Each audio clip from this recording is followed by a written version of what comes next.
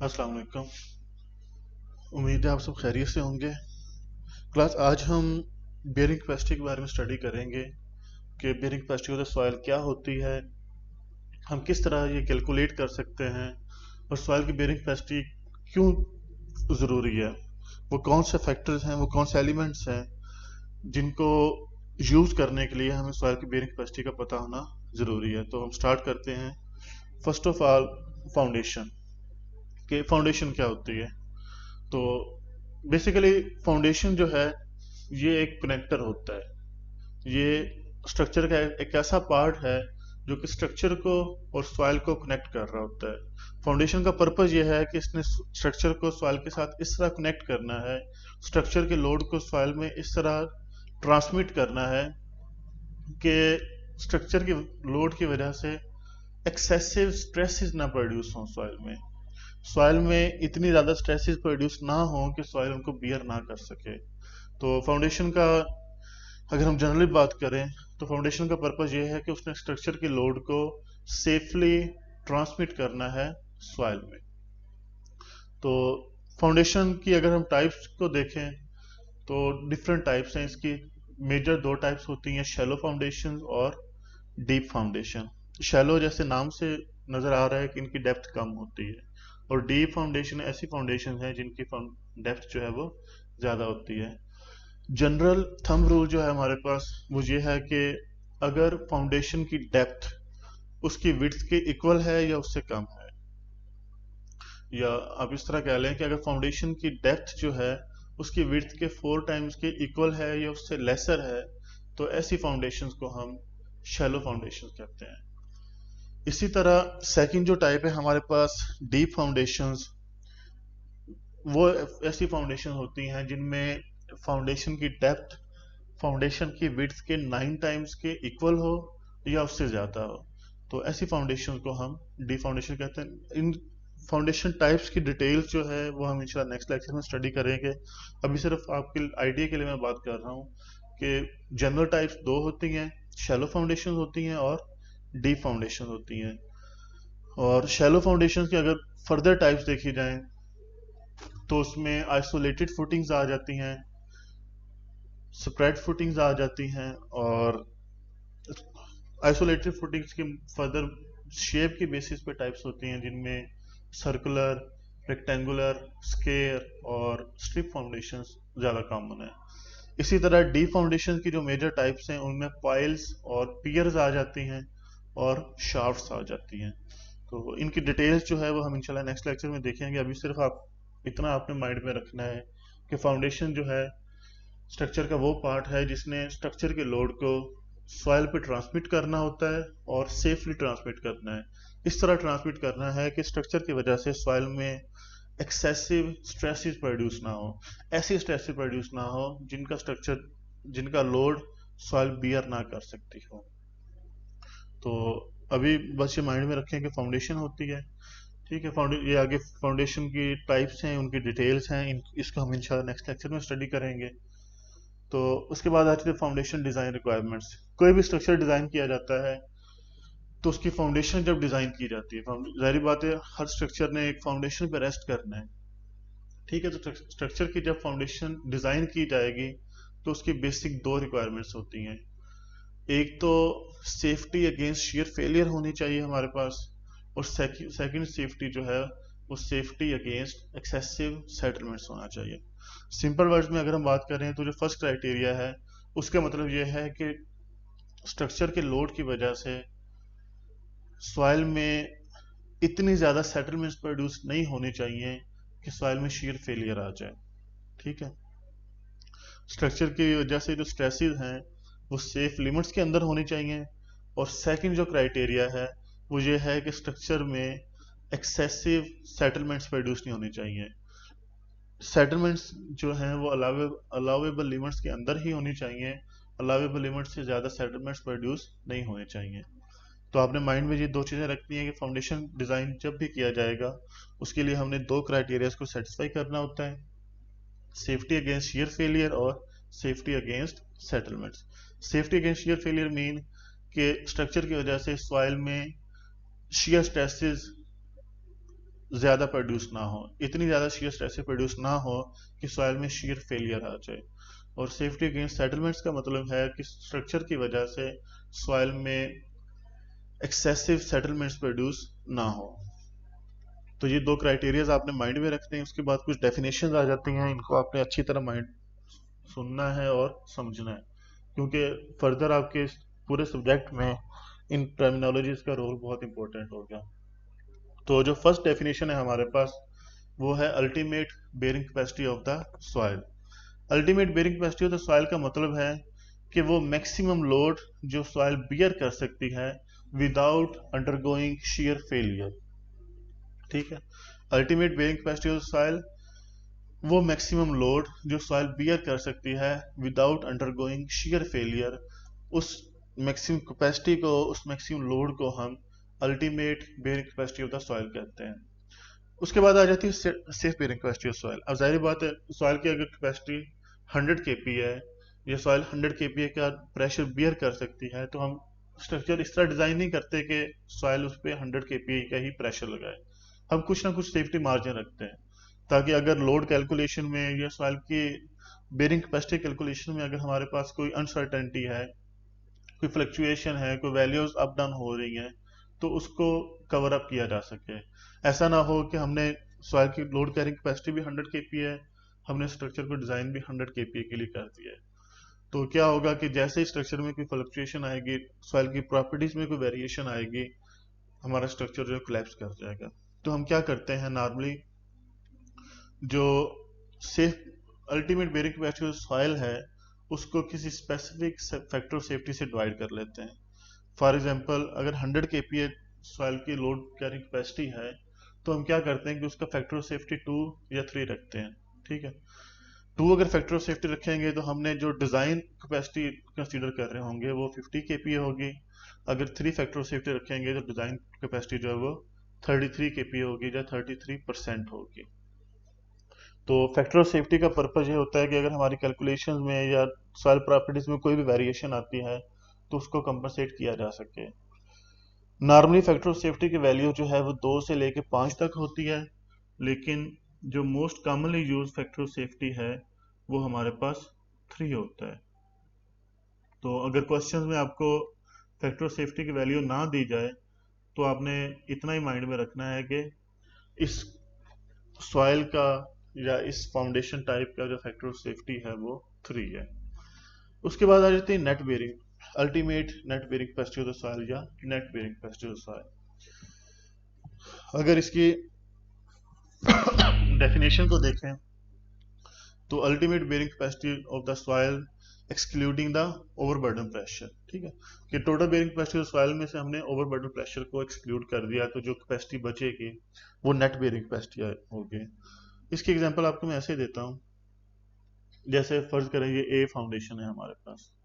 ठीक है, तो इस फाउंडेशन में अगर आप देखो तो फाउंडेशन पे 2 तरह के लोड आ रहे हैं। ये फाउंडेशन है, इस पे 2 तरह के लोड आ रहे हैं। एक ये ओवरबर्डन सॉइल जो है इसका लोड आ रहा है, और सेकंड लोड जो है वो एक्सटर्नल लोड है या जो स्ट्रक्चर का लोड है।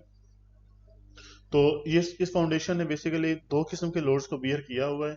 ओवरबर्डन सॉइल को बियर किया हुआ है इसने, या ओवरबर्डन सॉइल के लोड को बियर किया हुआ है, और एक्सटर्नल लोड को बियर किया हुआ है। तो जो टोटल लोड कैरिंग कैपेसिटी होगी सॉइल की वो बेसिकली इन दोनों का सम होगी, ओवरबर्डन सॉइल का प्रेशर प्लस एक्सटर्नल लोड या एक्सटर्नल प्रेशर।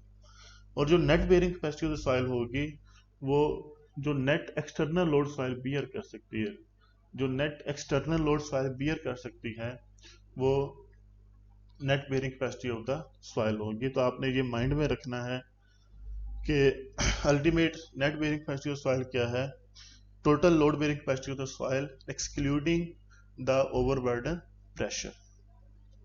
इसी तरह अगर सेफ बेयरिंग कैपेसिटी को फैक्टर ऑफ सेफ्टी से डिवाइड करें तो हमारे पास सेफ ग्रॉस बेयरिंग कैपेसिटी आ जाती है।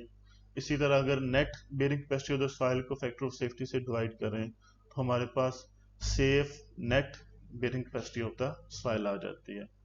तो टोटल बेयरिंग कैपेसिटी को हमने अगर फैक्टर ऑफ सेफ्टी से डिवाइड कर दिया तो हमारे पास सेफ ग्रॉस या safe total bearing capacity of the soil आ जाएगी। और अगर हमने नेट बेयरिंग कैपेसिटी को डिवाइड किया फैक्टर ऑफ सेफ्टी से, तो हमारे पास net safe bearing capacity of the soil आ जाएगी। इसके बाद हमारे पास सॉइल में फेलियर मोड्स आ जाते हैं। पेपर पॉइंट ऑफ व्यू से ये काफ़ी इंपॉर्टेंट टॉपिक है, अक्सर पेपर में आ जाता है। तो फेलियर मोड्स जो हैं सॉइल में वो नॉर्मली 3 किस्म के होते हैं: general shear failure, punching shear failure और लोकल शीयर फेलियर। इसको आप ग्राफिकली अगर हम देखें तो ये हमारे सामने नजर आ रहा है स्क्रीन पे। इसका मैं व्यू चेंज करता हूं। ओके, तो ये 3 किस्म के हमारे पास मोड्स ऑफ फेलियर हैं। जनरल शीयर फेलियर है और लोकल शीयर फेलियर है और पंचिंग शीयर फेलियर है।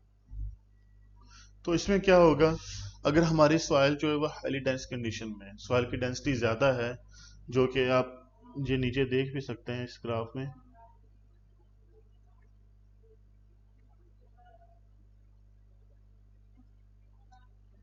ये नज़र आ रही होगी आपको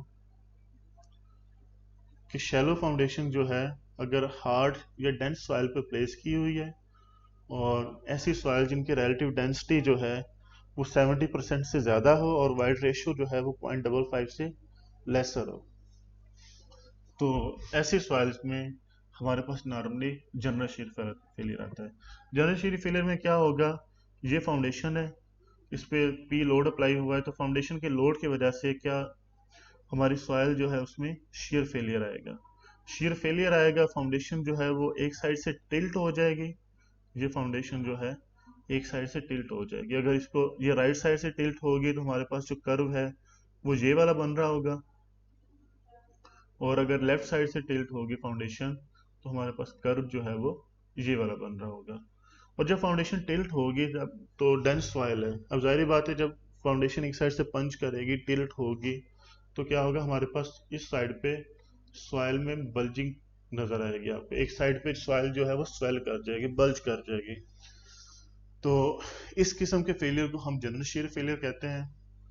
अगर इसके लोड सेटलमेंट कर्व की अगर हम बात करें तो हमारे पास एक यूनिक लोड होता है, एक यूनिक पीक होती है जिसपे जाके हमारे सॉइल जो है वो फेल हो जाती है और उसके बाद फर्दर लोड इंक्रीज नहीं होता। हमारे पास एक स्पेसिफिक पॉइंट, एक स्पेसिफिक लोड आ रहा होता है जिस लोड पे जाके सॉइल जो है वो फेल होगी।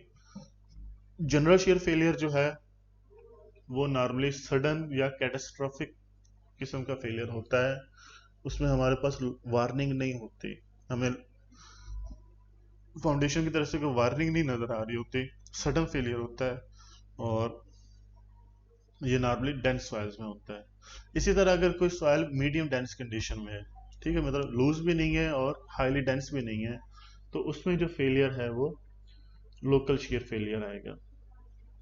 इसका जो आपको कर्व नजर आ रहा है फाउंडेशन के नीचे, इसमें भी वही चीज है कि अगर हमारी फाउंडेशन जो है वो राइट साइड से पंच करेगी या राइट साइड से सेटल होगी, तो हमारा कर्व जो है वो लेफ्ट साइड वाला कर्व बन रहा होगा, और अगर दूसरी साइड से फाउंडेशन सेटल करेगी तो हमारा कर्व जो है वो ओके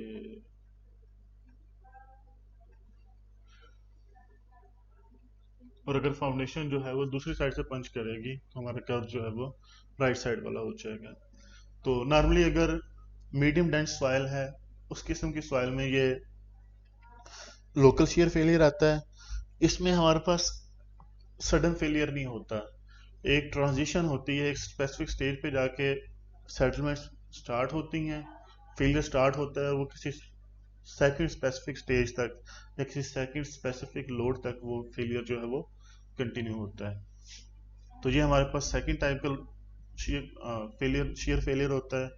और थर्ड टाइप जो है वो है पंचिंग शीयर फेलियर। नाम से नजर आ रहा है कि फाउंडेशन जो है वो सॉइल में पंच कर जाएगी, और ऐसी सॉइल्स जो कि बहुत ज़्यादा लूज कंडीशन में होंगी, जिनकी बेयरिंग कैपेसिटी बहुत ज़्यादा कम होगी, ऐसी सॉइल्स पे जब फाउंडेशन आप प्लेस करेंगे और अगर फाउंडेशन का लोड ज़्यादा है, सॉइल की बेयरिंग कैपेसिटी कम है, तो क्या होगा, हमारी फाउंडेशन पूरी की पूरी जो है सॉइल में पंच कर जाएगी। तो इस टेबल को अच्छी तरह देख लीजिएगा और जो भी डिटेल इसमें लिखी हुई इनको अच्छी तरह पढ़ लीजिएगा। तो उसके बाद हमारे पास जो नेक्स्ट टॉपिक है वो ये है कि sources of obtaining bearing capacity values. ठीक है, कि हम बेयरिंग कैपेसिटी वैल्यूज को किस तरह फाइंड कर सकते हैं, वो कौन से हमारे पास मेथड्स हैं, वो कौन से सोर्सेज हैं जिनको यूज करके हम बेयरिंग कैपेसिटी फाइंड कर सकते हैं। तो नॉर्मली 4 किस्म के हमारे पास सोर्सेज होते हैं। बिल्डिंग कोड्स हो सकते से हम बेयरिंग कैपेसिटी फाइंड कर सकते हैं, सॉइल लोड टेस्ट से बेयरिंग कैपेसिटी फाइंड कर सकते हैं, लेबोरेटरी टेस्टिंग से बेयरिंग कैपेसिटी फाइंड कर सकते हैं, और एनालिटिकल मेथड्स को यूज करके बेयरिंग कैपेसिटी फाइंड की जा सकती है। बिल्डिंग कोड्स का मतलब है जो पब्लिश्ड लिटरेचर है, हमारे पास जो पब्लिश्ड डाटा है उस डाटा को हम यूज करते हैं। हमारे पास जो भी स्पेसिफिक रीजन है, जो भी बिल्डिंग टाइप है, उन दोनों चीज़ों को हम यूज करते हैं और बिल्डिंग कोड को देखते हुए हम एक एस्टिमेटेड वैल्यू फाइंड कर लेते हैं कि हमारी सॉइल की जो बेयरिंग कैपेसिटी है वो इतनी होगी। तो बिल्डिंग कोड्स के अगर हम मेरिट्स को देखें तो इकोनॉमिकल होता है, रेडीली अवेलेबल है। ठीक है, हमें जो है क्विकली हमें पता चल जाता है कि सॉइल की बेयरिंग कैपेसिटी कितनी है। जो स्मॉलर कोड्स हैं, स्मॉलर जॉब्स हैं, उनके लिए हम नॉर्मली इन कोड्स को प्रेफर करते हैं।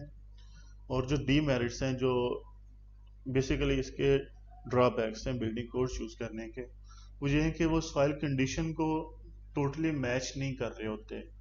हो सकता है जब बिल्डिंग कोड पब्लिश किया गया उस वक्त सॉइल की कंडीशन कुछ और थी, उसका मॉइस्चर कंटेंट, उसकी डेंसिटी लेवल कुछ और था, स्पेसिफिक टाइम गुजरा, कुछ अर्सा गुजरा, उसके बाद सॉइल की बेयरिंग कैपेसिटी जो है वो चेंज हो चुकी है, क्योंकि उसका मॉइस्चर कंटेंट, उसकी डेंसिटी वगैरह चेंज हो चुके हैं।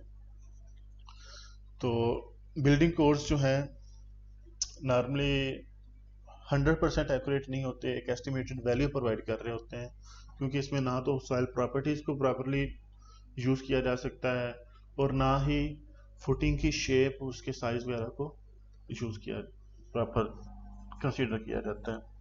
तो बिल्डिंग कोड्स जो हैं स्मॉलर जॉब्स के लिए प्रेफर किए जाते हैं, क्विक एस्टिमेट के लिए यूज किए जा सकते हैं, लेकिन आप 100% इन पर रिलाई नहीं कर सकते। उसके बाद ये टेबल है जो कि डिफरेंट सॉइल टाइप्स के लिए एस्टिमेटेड बेयरिंग कैपेसिटी वैल्यू हमें बता रहे हैं। जैसे सॉफ्ट क्ले है अगर, तो उसकी बेयरिंग कैपेसिटी जो है 1 से लेके 1.5 टन पर स्क्वायर फीट तक होती है। मीडियम स्टिफ है तो 2.5 है, कॉम्पैक्ट है तो 2 है, और हार्ड क्ले है हमारे पास, उसकी बेयरिंग कैपेसिटी जो है वो 5 टन पर स्क्वायर फीट तक होती है। इस तरह ये बाकी वैल्यूज आप देख सकते हैं। उसके बाद जो सेकंड हमारे पास source of obtaining bearing capacity value है वो है लोड टेस्ट। इसको प्लेट लोड टेस्ट भी कहा जाता है। इसकी फुल डिटेल तो आप लैब पोर्शन में देखेंगे। जनरली मैं आपको थोड़ा सा आइडिया दे देता हूँ कि इसमें हम क्या करते हैं। जिस जगह पे हमने स्ट्रक्चर को कंस्ट्रक्ट करना है, जिस जगह पे स्ट्रक्चर बिल्ड किया जाएगा, उस जगह पे हम ये टेस्ट अप्लाई करते हैं। सॉइल में एक जो है पिट बनाया जाता है, एक्सकवेशन की जाती है, और उसके ऊपर जितना हमारा डिजाइन लोड है, ठीक है, जितना बिल्डिंग का डिजाइन लोड आ रहा है उस फाउंडेशन पे, उतना लोड हम पहले से अप्लाई करते हैं। एक प्रोटोटाइप स्ट्रक्चर बनाया जाता है जो कि स्टील प्लेट्स से मिलकर बना होता है, नॉर्मली 30 इंच उनका साइज होता है। ठीक है, उन प्लेट्स पे लोडिंग फ्रेम या लोडिंग मैकेनिज्म के थ्रू उतना ही लोड अप्लाई किया जाता है जितना कि हमारी बिल्डिंग का डिजाइन लोड है। उस लोड का 150 से लेके 200% जो है हम सॉइल पे अप्लाई करते हैं। उसके बाद हमारे पास डिफरेंट गेजेस लगे होते हैं इस मैकेनिज्म में, तो उन गेजेस के थ्रू हम सेटलमेंट्स की वैल्यूज नोट कर रहे होते हैं कि जब हमने जो लोड अप्लाई किया सॉइल पे इस प्रोटोटाइप फाउंडेशन के थ्रू, तो उसकी वजह से सॉइल में कितनी सेटलमेंट्स आई हैं। तो नॉर्मली उन सेटलमेंट्स को एनालाइज करके हमें आइडिया हो जाता है कि हमारी जो सॉइल है वो बिल्डिंग के लोड को बियर कर सकेगी या नहीं कर सकेगी, या बिल्डिंग लोड की वजह से इस सॉइल पे कितनी सेटलमेंट्स आएंगी। तो डाटा रिडक्शन या एनालिसिस की अगर हम बात करें तो क्लेस के लिए हम जो फार्मूला यूज करते हैं वो है S F is equal to S P into B F over B P. ठीक है, इसमें एफ एस एफ जो है वो सेटलमेंट ऑफ फाउंडेशन को शो कर रहा है, एस पी जो है वो सेटलमेंट ऑफ प्रोटोटाइप को शो कर रहा है, बी एफ जो है विड्थ ऑफ फाउंडेशन को शो कर रहा है, और बी पी जो है वो विड्थ ऑफ प्रोटोटाइप को शो कर रहा है। इसी तरह सैंड्स के लिए जो फार्मूला हम यूज करते हैं वो है S F is equal to S P into two B over B plus 0.3 whole square. ये फार्मूला हम सैंड्स के लिए यूज करते हैं, और पहले वाला फार्मूला जो है वो क्लेस के लिए यूज किया जाता है। तो नॉर्मली हमें जो फाउंडेशन की विड्थ है, जो एक्चुअल फाउंडेशन उसकी विड्थ भी पता होती है, प्रोटोटाइप जो भी हम यूज कर रहे हैं उसकी फाउंडेशन उसकी विड्थ भी हमें पता है, और हमने जो गेजेस यूज किए थे उससे हमें पता चल जाता है कि प्रोटोटाइप में कितनी सेटलमेंट प्रोड्यूस हो रही है। तो इन फार्मूलाज को यूज करते हुए हम ये देख सकते हैं, एस्टिमेट लगा सकते हैं कि जब एक्चुअल स्ट्रक्चर इस सॉइल पे कंस्ट्रक्ट होगा तो उस स्ट्रक्चर में कितनी सेटलमेंट्स आएंगी। तो उसके बाद लिमिटेशन ऑफ लोड टेस्ट है, ये काफी इंपॉर्टेंट है। तो फर्स्ट ऑफ ऑल जो इकोनॉमी रीजन है उसके लिए हम जो है इस स्ट्रक्चर को नॉर्मली 1 और 2 स्क्वायर फीट एरिया पे ही अप्लाई करते हैं, पूरी की पूरी सॉइल पे इसको अप्लाई नहीं किया जा सकता। इसी तरह जो प्लेट्स हैं उनका साइज नॉर्मली 30 इंचेस होता है, तो अगर 30 इंच की सॉइल प्लेट है तो उसका जो इन्फ्लुएंस जोन है, वो जोन जहां तक उसकी स्ट्रेस एक्ट कर रही है वो भी कम होगा। एक्चुअल फाउंडेशन का साइज ज्यादा होता है, उसका इन्फ्लुएंस जोन भी ज्यादा होता है, तो अफेक्टेड सॉइल जो है वो भी हमारे पास ज्यादा होती है। तो प्लेट लोड टेस्ट जो है, जिन सरफेस लोड है, ये हमें प्रॉपर सॉइल की प्रॉपर्टीज एग्जैक्टली नहीं दे रहा होता, ये हमें सिर्फ सरफेस के कुछ रीजन की प्रॉपर्टीज बता रहा होता है। इसी तरह टाइम कंस्ट्रेंट है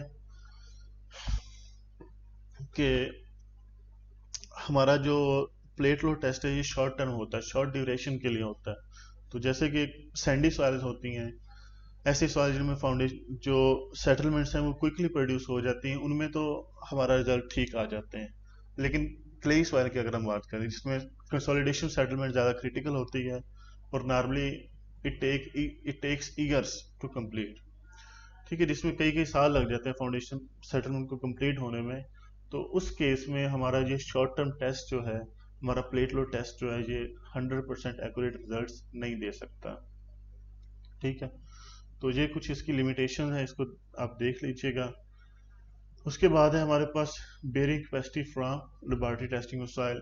जब हमने शेयर स्ट्रेंथ का टॉपिक कवर किया था तो उसमें हमने अनकन्फाइंड कंप्रेशन टेस्ट की बात की थी। तो नॉर्मली अनकन्फाइंड कंप्रेशन टेस्ट भी यूज किया जाता है कोहेसिव सॉइल या क्लेई सॉइल्स की बेयरिंग कैपेसिटी फाइंड करने के लिए। तो अल्टीमेट बेयरिंग कैपेसिटी या कंप्रेसिव स्ट्रेंथ जो है कोहेसिव सॉइल की, वो 2 टाइम्स सी के इक्वल होती है। सी इसमें कोहेजन ऑफ द सॉइल है, तो जो क्लेई सॉइल होंगी, कोहेसिव सॉइल होंगी, उनकी जो बेयरिंग कैपेसिटी है वो कोहेजन के ट्वाइस के इक्वल होगी।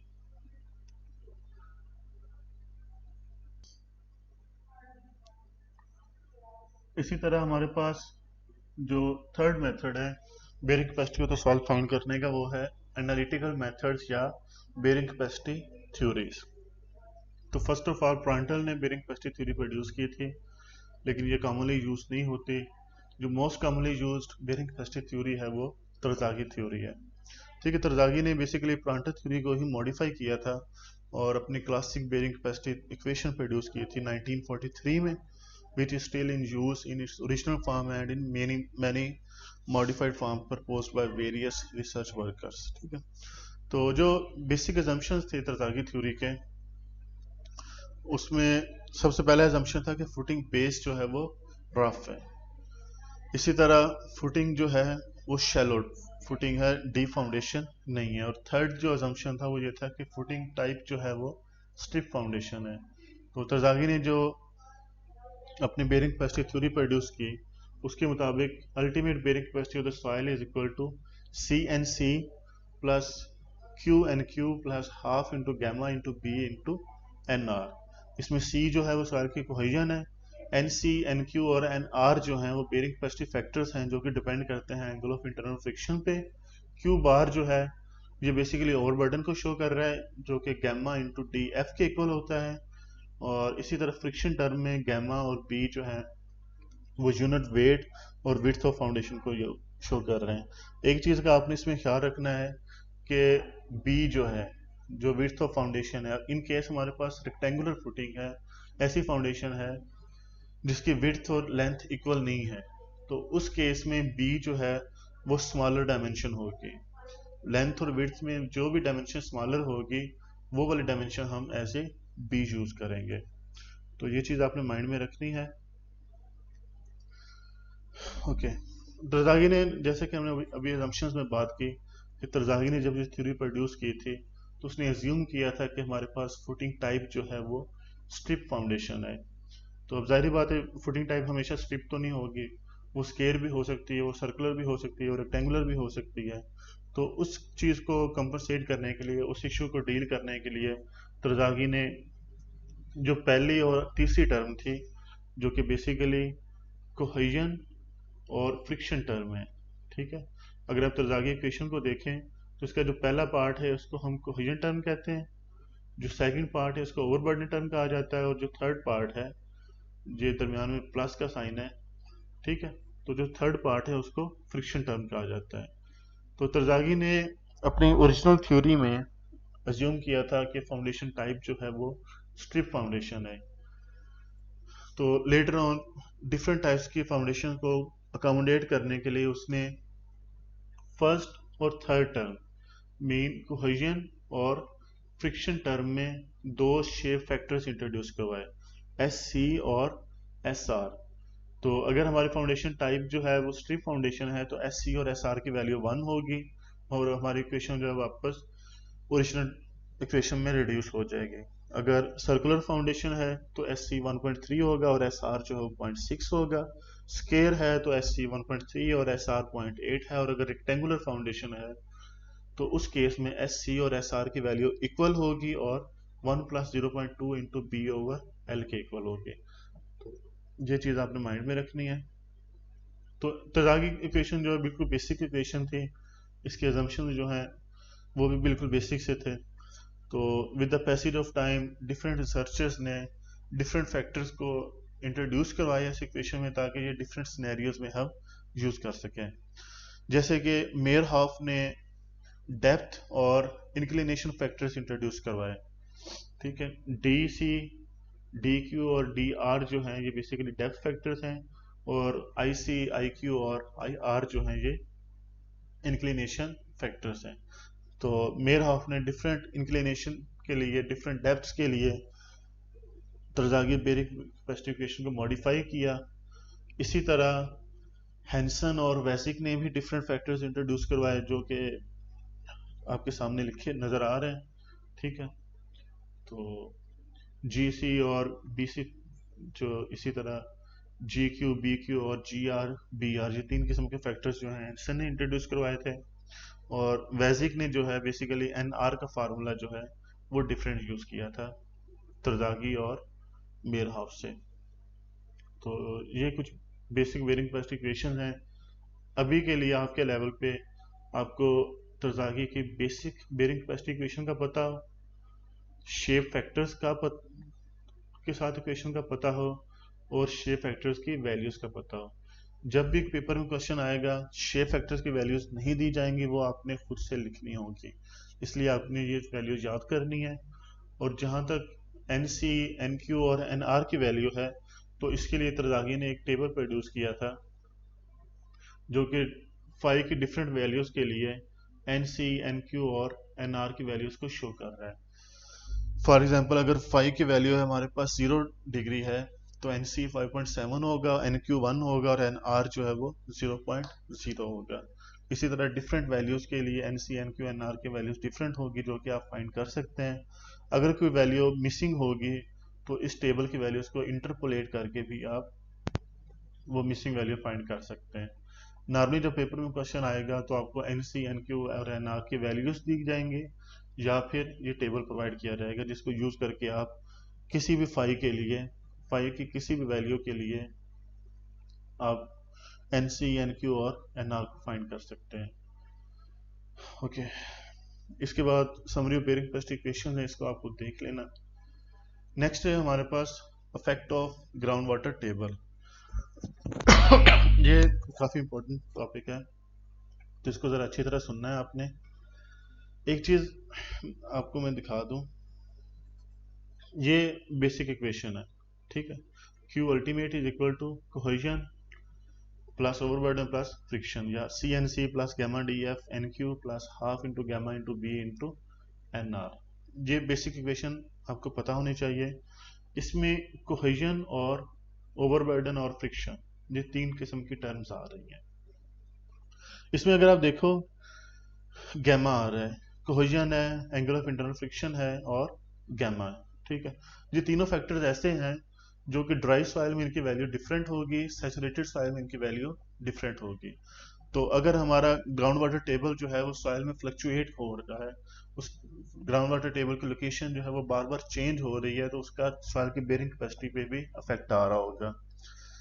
जाहिर बात है, ग्राउंड वाटर टेबल के जितना हायर होगा, नॉर्मली बेरिंग कैपेसिटी भी उतनी ही कम हो जाएगी। क्योंकि अगर आप देखो तो टोटल गैमा की अगर वैल्यू, जो नॉर्मली वैल्यू होती है, वो ऑलमोस्ट 16 टू 20 किलोमीटर पर मीटर क्यूब होती है। लेकिन वही गैमा जब सबमर्ज कंडीशन में होता है तो उसकी वैल्यू 9-10 इस रेंज में आ जाती है, इवन के 8 किलोमीटर पर मीटर क्यूब तक भी होती है। तो जब गैमा की वैल्यू ऑलमोस्ट हाफ रह जाएगी, तो उसका इफेक्ट बेरिंग कैपेसिटी पे भी अच्छा खासा होगा। तो इसलिए ग्राउंड वाटर टेबल की वजह की लोकेशन जैसे जैसे चेंज होगी, वैसे वैसे बेरिंग कैपेसिटी की वैल्यू भी चेंज होती जाएगी। उस ग्राउंड वाटर टेबल की लोकेशन का बेरिंग कैपेसिटी की वैल्यूज पे भी अफेक्ट आ रहा होगा। तो अभी हम देखते हैं कि ग्राउंड वाटर टेबल की जो डिफरेंट लोकेशंस होंगी, उन लोकेशन की वजह से सॉइल की बेरिंग कैपेसिटी पे क्या चेंज आएगा। तो हमारे पास डिफरेंट केसेस हैं, उन केसेस को कंसीडर करते हुए हम यूज करेंगे ये। तो फर्स्ट ऑफ ऑल आपने ये माइंड में रखना है कि बेरिंग कैपेसिटी में हमारे पास तीन टर्म्स है, एक कोहेजन है, एक फ्रिक्शन है और एक ओवरबर्डन है। और फॉर एग्जांपल हमारे पास ये फाउंडेशन है, बी की हम एग्जांपल ले लेते हैं। तो ये, इसको हम तीन जोन्स में डिवाइड कर सकते हैं। जोन 1 फाउंडेशन की बेस से लेके जो हमारी ग्राउंड सरफेस है उस तक जो रीजन है, उसको हम कहते हैं कि ये जोन 1 है। इसको अच्छी तरह सुन लें। सरफेस से लेके फाउंडेशन की बेस तक जो रीजन है, फाउंडेशन की बेस तक जो जोन है, उसको हम कहते हैं कि ये जोन 1 है। इसी तरह फाउंडेशन की बेस से लेके फाउंडेशन की डेप्थ डी तक एक रीजन जो बनेगा हमारे पास, उसको हमने जोन 2 कह दिया। जो डेप्थ डी है वो फाउंडेशन की विड्थ के इक्वल है। फाउंडेशन की विड्थ बी है तो डेप्थ भी डी होगी। तो उस डेप्थ डी तक जो रीजन होगा उसको हमने जोन 2 कह देना है, और उस डेप्थ डी से नीचे जो भी सॉइल है उसको हमने जोन 3 कह देना है। तो ये बात आपने अच्छी तरह याद रखनी है कि तरजागी बेरिंग कैपेसिटी इक्वेशन में जो फर्स्ट टर्म है जो कि कोहेजन है, या आप इस तरह कह लो कोहेजन और फ्रिक्शन टर्म जो है, या इसमें जो पैरामीटर्स यूज हो रहे हैं, गैमा यूज हो रहा है स्पेशली जो, तो फ्रिक्शन और कोहेजन टर्म में जो गैमा यूज हो रहा है या फाई यूज हो रहा है, सी यूज हो रहा है, तो बेसिकली ये पैरामीटर्स आपने जोन 2 से पिक करने हैं। जोन 2 वो रीजन सॉइल की बेस से लेके डेप्थ डी तक जो रीजन है उसको हमने जोन 2 कहा था। ये वैल्यूज जो है आपने जोन 2 से पिक करनी है। इसी तरह ओवरबर्डन टर्म में जो गैमा है, ओवरबर्डन टर्म में जो गैमा है वो जोन 1 से आएगा। इस चीज को अच्छी तरह ध्यान में बिठा लें कि कोहेजन और फ्रिक्शन टर्म में जो पैरामीटर्स हैं वो आपने जोन 2 से पुट करने हैं, और जो ओवरबर्डन टर्म में गैमा है वो आपने जोन 1 से पुट करना है। ये अगर आपको ये चीज समझ आ जाए तो ये टॉपिक आपके लिए बहुत इजी हो जाएगा। तो इस चीज को आपने माइंड में रखना है। उसके बाद हमारा जो फर्स्ट केस है कि if the groundwater table is located at a distance d above the bottom of the foundation, the magnitude of Q in the second term of the bearing capacity equation should be Q is equal to gamma into dF minus d plus gamma dash into d। तो इसको अगर हम simple words में हम बात करें तो पहला केस जो है वो आपके पास, आप ये कह सकते हैं कि हमारी जो फाउंडेशन है, वाटर टेबल की लोकेशन ग्राउंड सरफेस लेवल के बिल्कुल लेवल पे है। ठीक है, वाटर टेबल जो है वो इस जगह पे है। अब इस केस में क्या होगा, जो हमारे जोन 1 की सॉइल है वो भी सबमर्ज कंडीशन में होगी, और जो जोन 2 की सॉइल है वो भी सबमर्ज कंडीशन में होगी। दोनों सॉइल सबमर्ज कंडीशन में है, तो इसका मतलब जो गैमा है, ओवरबर्डन टर्म में जो गैमा आ रहा है और जो फ्रिक्शन टर्म में गैमा आ रहा है, दोनों के दोनों गैमा जो है वो सबमर्ज्ड यूज होंगे। ठीक है, मैं रिपीट कर देता हूँ। जैसे ये हमारे पास इक्वेशन है, इसमें एक गैमा जो है वो गैमा डी एफ यहाँ पे आ रहा होगा और एक गैमा जो है वो यहाँ पे आ रहा है। तो जो फर्स्ट सिनेरियो हमारे पास हो सकता है वो ये है कि वाटर टेबल की लोकेशन जो है वो जी एस एल पे है। इस केस में क्या होगा कि हमारी सॉइल जोन 2 की सॉइल भी सबमर्ज्ड होगी, जोन 1 की सॉइल भी सबमर्ज्ड होगी। जब दोनों सॉइल सबमर्ज्ड कंडीशन में है तो जो दोनों गैमा है, जो दोनों यूनिट वेट हैं, वो भी हम टोटल यूज नहीं करेंगे। गैमा डीएफ में जो गैमा यूज होगा वो भी गैमा सबमर्ज्ड यूज होगा, और जो फ्रिक्शन टर्म है उसमें जो गैमा यूज होगा वो भी सबमर्ज्ड यूज होगा। तो ये चीज आपने माइंड में रखनी है। तो इक्वेशन में अगर हम देखें तो ये इक्वेशन है हमारे पास, यहाँ पे ये जो गैमा डी एफ है, ये गैमा भी गैमा सबमर्ज यूज होगा, और ये वाला गैमा भी गैमा सबमर्ज्ड यूज होगा। और gamma submerged is equal to gamma saturated या gamma total minus gamma W. Gamma W की वैल्यू आपको पता है ग्राम पर सीसी में 1 होती है, kilo newton per metre cube में 9.81 होती है, और अगर पाउंड पर क्यूबिक फीट में बात करें तो ये 62.4 के इक्वल होता है। तो ये वैल्यूज आपने याद रखनी है। इसी तरह सेकंड सिनेरियो जो हो सकता है वो ये हो सकता है कि ग्राउंड वाटर टेबल जो है वो फुटिंग बेस के ऊपर है। ठीक, ग्राउंड वाटर टेबल की जो लोकेशन है वो फुटिंग बेस के इक्वल है। ठीक है, तो ये केस जब बनेगा हमारे पास, तो उस केस में क्या होगा कि हमारी जोन 1 की सॉइल जो है वो ड्राई कंडीशन में होगी, और जोन 2 की जो सॉइल है वो सबमर्ज कंडीशन में होगी। और इस केस में हमारा जो गैमा है, ओवरबर्डन टर्म में हमारा गैमा जो है वो टोटल यूज होगा, और फ्रिक्शन टर्म में हमारा जो गैमा है वो सबमर्ज यूज होगा। ठीक है, गैमा सबमर्ज यूज करेंगे हम यहाँ पे। इसी तरह थर्ड सिनेरियो ये हो सकता है कि वाटर टेबल की लोकेशन जो है, ग्राउंड वाटर टेबल की लोकेशन वो जोन 3 में कहीं लाई कर रहा है। ठीक है, तो जब ग्राउंड वाटर टेबल जोन 3 में लाई कर रहा होगा तो उस केस में हमारा जोन 1 की सॉइल भी ड्राई होगी, जोन 2 की सॉइल भी ड्राई होगी, और जब ये दोनों सॉइल ड्राई कंडीशन में होंगी तो हमने ओवरबर्डन टर्म में गैमा भी टोटल यूज करना है, और फ्रिक्शन टर्म में गैमा भी टोटल ही यूज करना है। अब थर्ड सिनेरियो क्या हो सकता है, फोर्थ सिनेरियो क्या हो सकता है कि ग्राउंड वाटर टेबल जो है वो फुटिंग बेस और जीएसएल के दरमियान में कहीं पे मौजूद है। ठीक है, फुटिंग बेस और जो जीएसएल है उसके दरमियान में कहीं पे मौजूद है। तो उस केस में जब हम में क्या होगा कि हमारी ओवरबर्डन टर्म में गैमा कुछ ड्राई होगा, कुछ वेट होगा, और जो फ्रिक्शन टर्म है उसमें गैमा कुछ जो है वो सबमर्ज या वेट होगा, बल्कि सारे का सारा ही वहां पे सबमर्ज्ड होगा। तो आपने क्या करना है, ग्राउंड वाटर टेबल के ऊपर जितनी भी डेप्थ है, ठीक है, ग्राउंड वाटर टेबल के ऊपर जितनी भी सॉइल की डेप्थ है उसको गैमा टोटल से मल्टीप्लाई करना है। ग्राउंड वाटर टेबल के नीचे से लेके फुटिंग बेस तक जो डेप्थ है उसमें उसको हमने उस डेप्थ को या उस हाइट को हमने सबमर्ज गैमा से मल्टीप्लाई करना है, और हमारा जो टोटल गैमा डी एफ आ रहा होगा या टोटल क्यू जो है वो बेसिकली इसके इक्वल आ रहा होगा, total unit weight of the soil multiplied by height of the dry soil plus submerged unit weight of the soil multiplied by height of submerged soil। और ये हाइट जो है वो फुटिंग बेस तक होगी, फुटिंग बेस से नीचे नहीं होगी। तो इस केस में हमारा क्यू बार जो है वो इन दोनों का सम हो जाएगा, और जो हमारी फ्रिक्शन टर्म है उसमें गैमा जो है वो गैमा सबमर्ज्ड ही यूज होगा, गैमा टोटल यूज नहीं होगा। इसी तरह जो फिफ्थ सिनेरियो हो सकता है वो ये है कि ग्राउंड वाटर टेबल जो है वो फुटिंग बेस से लेके जोन 2 के अंदर ही कहीं लाई कर रहा है। ठीक है, अगर ये सिनेरियो हो हमारे पास, ग्राउंड वाटर टेबल की लोकेशन फुटिंग बेस से लेके जोन 2 के दरमियान में कहीं पे हो, तो हम क्या करते हैं, उस केस में हमारा ओवरबर्डन टर्म में गैमा ड्राई होगा, क्योंकि जाहिर बात है जोन 1 में सॉइल जो है वो ड्राई कंडीशन में है। और जो फ्रिक्शन टर्म में है, फ्रिक्शन टर्म में गैमा है, वहां पे हम गैमा इक्विवेलेंट या गैमा एवरेज यूज करेंगे।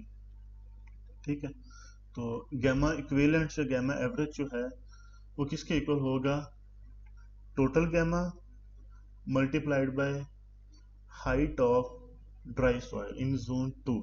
ठीक है, total gamma multiplied by height of soil in zone 2 plus submerged gamma या submerged unit weight multiplied by height of submerged soil in zone 2, total divided by B.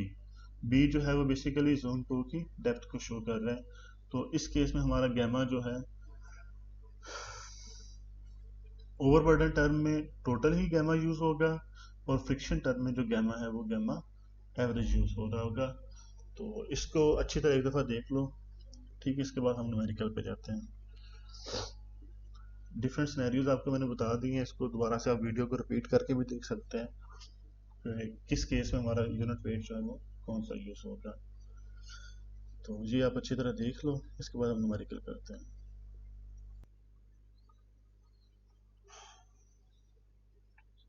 Okay class, इसके बाद हमारे पास एक example है। ठीक है, एग्जांपल 10.2।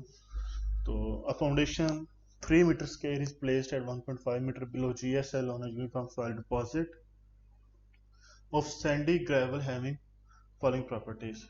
हमारे पास कोहेजन जो है वो 0 है, angle of internal friction 32 degrees है, gamma 19.5 kilo newton per metre cube है। ये गैमा टोटल है, ये याद रखना है। ठीक है, टोटल गैमा जो है वो 19.5 kilo newton per metre cube है, और गैमा सबमर्ज्ड जो है वो 10.5 kilo newton per metre cube है। ठीक है, और कहा यह जा रहा है कि calculate the gross ultimate bearing capacity for the following position of water table. ये हमारे पास 5 सिनेरियोज हैं। पहला जो है water table well below the zone for influence of the footing. Second है at the base of the footing with no upward flow of water. Third scenario जो है water table rises to the GSL with no flow. Number 4 जो scenario है वो water table at 2 metre below footing base. और number 5 पे जो scenario है वो है water table is maintained at GSL but there had been an upward hydraulic gradient in soil of 0.5। ये फिफ्थ केस जो है जो थोड़ा क्रिटिकल होगा, तो हम इसको वन बाय वन देखते हैं। ठीक है, बेयरिंग कैपेसिटी इक्वेशन आपको अब याद हो जानी चाहिए कि Q ultimate is equal to CNC plus Q bar into NQ plus half into gamma into B into NR। और अगर हम शेप फैक्टर्स को भी कंसीडर करें तो हमारे पास इक्वेशन आ जाती है CNC SC plus Q bar या gamma DF NQ plus SR into 0.5 into gamma into B into NR। तो ये हमारे पास इक्वेशन है। वन बाय वन हम हर सिनेरियो को देख लेते हैं। फाई की वैल्यू जब 32 डिग्री है तो उसके लिए NC NQ और NR की वैल्यूज जो हैं वो आप टेबल से देख सकते हैं। C0 है तो जाहिर बात है कोहेजन टर्म सारी की सारी 0 हो जाएगी, इसलिए जो है हमने NC की वैल्यू भी यहाँ पे मेंशन नहीं की। ठीक है, तो फाई 32 डिग्रीज के लिए NQ हमारे पास 23.18 है और NR जो है वो 24.94 है। तो फर्स्ट सिनेरियो वाटर टेबल जो है well below the influence zone. जब वाटर टेबल इन्फ्लुएंस जोन से काफ़ी नीचे होगा, वेल बिलो होगा, तो इसका मतलब है कि उसका बेयरिंग कैपेसिटी पे कोई इफेक्ट नहीं आएगा। उस केस में क्या होगा कि हमारी जो इक्वेशन होगी Q ultimate is equal to CNC term to 0 हो जाएगी। ठीक है, तो जो सेकंड टर्म है Q bar into gamma DF, ये वाला जो पोर्शन है, ठीक है, या Q बार इंटू NQ या gamma DF into NQ plus SR into 0.5 into gamma into B into NR। तो इस टर्म में जो गैमा है वो यहाँ Q बार में गैमा भी गैमा टोटल यूज होगा और यहाँ पे गैमा जो है ये भी टोटल ही यूज होगा। तो उसके बाद आपको जो डिफरेंट केसेस बताए थे कि अगर water table well below the influence zone है तो उस केस में क्या होगा कि हमारे दोनों गैमा जो गैमा टोटल यूज होगा। तो ये हमारे पास आ गया Q ultimate is equal to Q bar into N Q. और ये पॉइंट फोर जो है इससे कंफ्यूज नहीं हो जाना कि पॉइंट फोर कहाँ से आ गया। स्केल फाउंडेशन के लिए जो एस आर की वैल्यू है वो 0.8 है, ठीक है। स्केल फाउंडेशन के लिए एस आर की वैल्यू 0.8 है और यहाँ पे ये 0.5 इक्वेशन में है, तो 0.5 इंटू 0.8 जो है वो 0.4 आ जाएगा। इसलिए इस सोल्यूशन में जो है 0.4 लिखा गया है। जो भी हमारे पास डिफरेंट वैल्यूज है वो हम पुट करेंगे और हमारे पास क्यू अल्टीमेट की वैल्यू आ जाएगी केस 1 के लिए।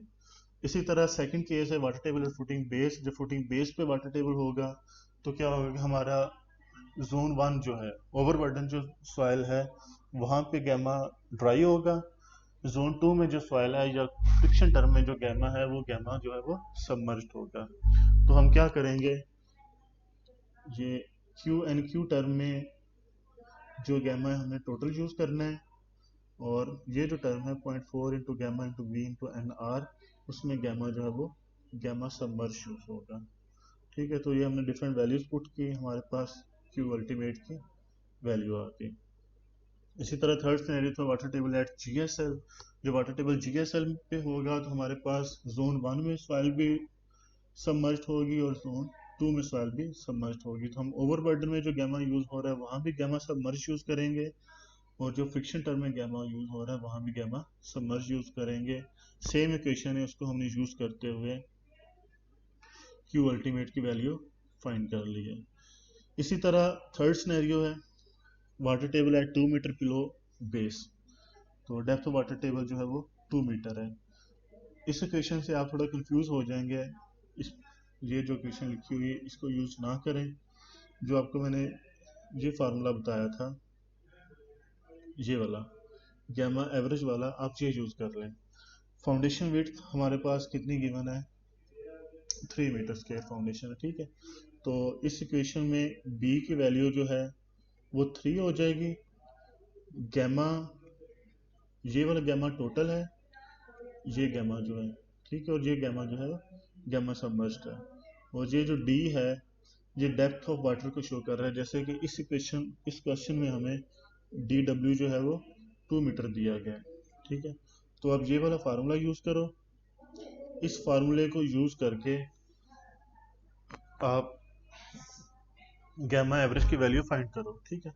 जो गैमा एवरेज फाइंड कर लोगे तो उसके बाद ये हमारे पास इक्वेशन है water table at 2 metre below base है। तो इसका मतलब है कि जो जोन 1 में सॉइल होगी मतलब गैमा डी एफ या N Q into Q bar term, ठीक है। इस टर्म में हमारा गैमा जो गैमा टोटल होगा और जो सेकंड टर्म है वहाँ पे गैमा जो है गैमा एवरेज यूज होगा, जैसे आपको मैंने शुरू में बताया है। तो ये वैल्यूज इसमें पुट करोगे तो आपके पास क्यू अल्टीमेट का आंसर भी इस केस में भी आ जाएगा। अब फिफ्थ सिनेरियो है, ठीक है। फिफ्थ सिनेरियो क्या है कि water table is maintained at GSL but there had been an upward hydraulic gradient in soil of 0.5, ठीक है। कि वाटर अपवर्ड फ्लो कर रहा है।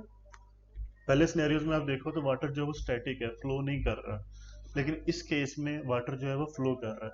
जब वाटर अपवर्ड फ्लो करेगा तो जाहिर बात है वो एक फोर्स जनरेट करेगा, एक फोर्स लगाएगा जिसको हम सीपेज फोर्स कहते हैं। परमेबिलिटी का जब हम टॉपिक स्टडी किया था उसमें हमने सीपेज फोर्स को भी स्टडी किया था। तो seepage force normally hydraulic gradient into unit weight of water के इक्वल होती है। Seepage force is equal to hydraulic gradient into unit weight of water, ठीक है।